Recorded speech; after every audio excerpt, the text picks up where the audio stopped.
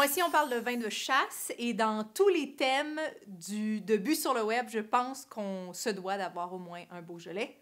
Donc, en fait, il y a pas mal de Beaujolais qui sont rentrés sur le marché chez nos cavistes.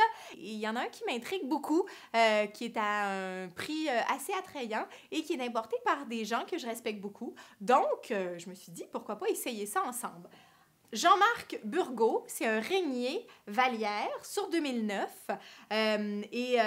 c'est en bas de 20$, donc c'est attrayant comme prix.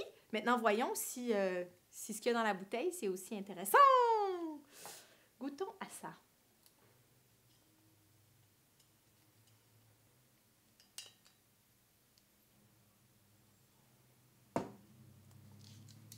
Le bouchon est beau. Alors, on essaye ça. Donc, Régnier, c'est un des crus du Beaujolais.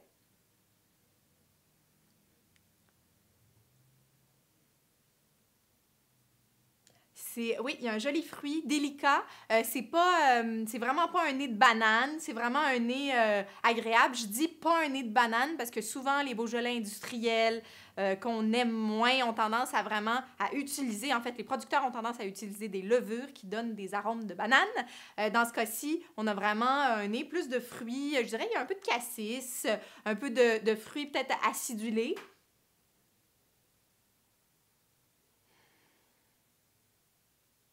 C'est pas enivrant, c'est quand même sur la retenue un peu. C'est un peu austère comme nez, mais c'est intriguant.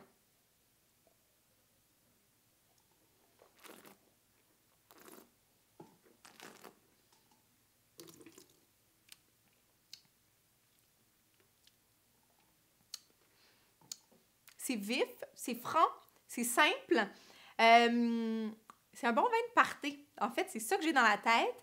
Je sais pas, là, un vin de party de chasse, là, hein? Un bon vin de party de chasse, là, mais évidemment, quand on a fini là, de faire nos trucs de chasse, puis qu'on a envie un peu de faire le party, pourquoi pas?